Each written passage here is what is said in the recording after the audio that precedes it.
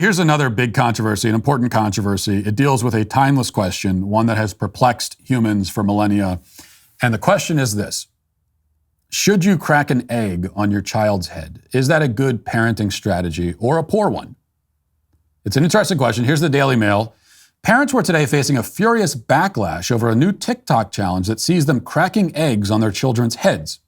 Footage shows toddlers left confused, in pain, or bursting into tears after the egg crack challenge, which some have compared to child abuse. So these videos from TikTok are going viral, and people have lots of opinions. Mostly their opinions are, this is very bad, this is abusive. Lots of people are very upset about this. We have here's one video that I saw pop up on Twitter, and this one got tens of millions of views. Again, most of the reaction has been extremely negative. People are very upset about this, but here's what the egg crack challenge looks like. Watch. Ow! That hurt! I wanted to crack it!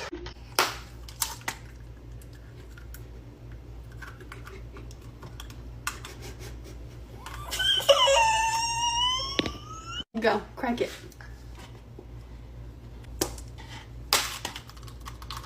Woo!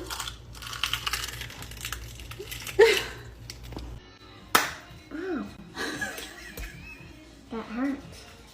Are you okay? No. Ready? Yeah.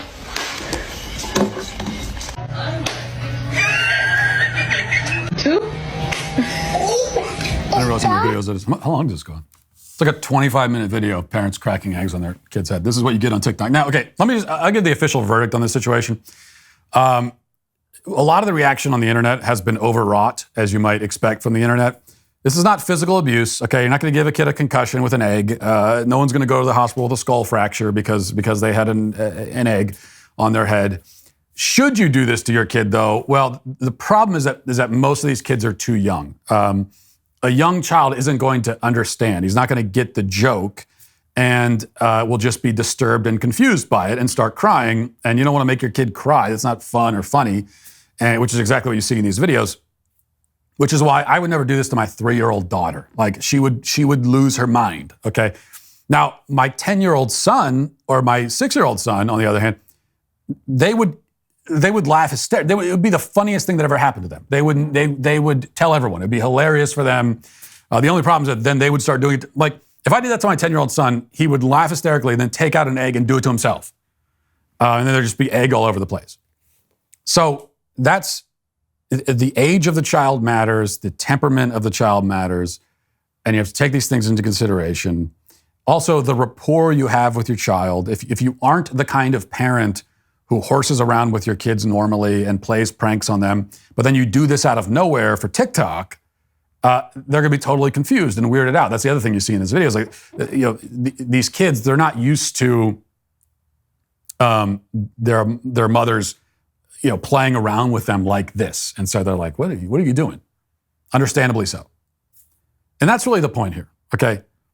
Doing this for TikTok, that's the point. That's the problem. That's what I have an issue with. If you just came to me and told me that the other day you were making scrambled eggs with your kid and you just kind of like, you weren't filming it, but you just spontaneously cracked the egg on the kid's head because you thought it'd be funny and you thought they'd get a kick out of it, but then they didn't and they started crying and you felt bad. If you just told me about that, I wouldn't say, oh, you're an abuser. I'm calling CPS. No, you know what I think? I'd think, oh, well, you're spending time with your kid, you're making breakfast, you're including them, and then you're horsing around, you're being spontaneous. Sounds to me like you're a good parent. Okay, you went a little overboard with the egg thing. You thought they'd find it funny. They didn't. It happens. No big deal. But when you do it for TikTok, it's not spontaneous. You're not just having fun with your kid. You are harvesting your child for social media engagement, and that is the problem. When it comes to carrying your valuables or self-defense items in your vehicle, most people feel they have to choose between safety and convenience. Someone breaking in your car will typically check the glove box, under the seats, under the center console. Well, now we can outsmart them with the Headrest Safe, which gives you convenience and peace of mind.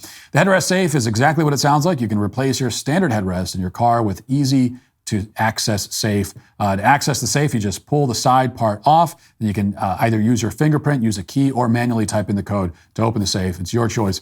There's no way that anyone would know that your headrest safe is even there. And even if they did, there's no way they could get it open without using one of the 3 methods to unlock it. The headrest safe has a universal design that allows it to fit all vehicles. And the best part is these come in a variety of colors to match the interior of your car as well. I have their black leather Vulcan headrest for my vehicle, and I love it. I took my family out to dinner last week, and the restaurant only had valet parking. Thanks to my headrest safe, I was able to leave valuables in the car and kept them safe without any worry at all. Depending on the day, I'll put self-defense items, cash, medications in the safe. Gives them peace of mind knowing that it will stay out of the hands of our kids, the valets, intruders, anyone. So what are you waiting for? Save $100 today at theheadrestsafe.com with promo code Walsh at checkout. That's theheadrestsafe.com, promo code Walsh. That's the issue I have with all these different, every week it's another prank that parents are playing on their kids. And usually what happens is that, the videos you see the kid reacts in a negative way and they don't think it's funny. And then people respond by saying like the prank itself is this terrible, horrible thing. And maybe sometimes there are different pranks. I can't think of all of them, but that's not usually the issue. It's like, if you want to joke around with your kid, that's fine.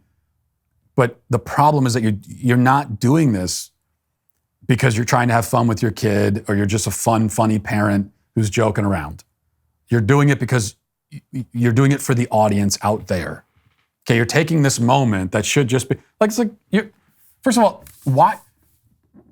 You're making scrambled eggs with your kid. That's a great thing to do. But at what point do you think I got to get my phone out and film doing this? Every Saturday morning I'll make scrambled eggs it's a family tradition. I'll make a breakfast. I never think to take my phone out, and my kids will always come in. They want to crack an egg. They want to do whatever. They want to flip. They want to scramble the eggs. They want to flip the bacon. They want to do different things. I never think to myself, I got to get this on I got to film this. Because it's not for an audience. It's just a moment in your family. Let it be that. Everyone doesn't need to see it. And so that's the issue. When you make it into a spectacle for the public, that's when it becomes a problem. And that's the problem with all these different kinds of videos. But also, yes, whether you're running the camera or not, don't hit your 3-year-old over the head with an egg. It's like, they're not going to find it funny. Hey, YouTube, thanks for listening to the show. If you'd like access to my full show with no ads, you should go to dailywire.com and use promo code Walsh to get 2 months free on all annual plans. See you there.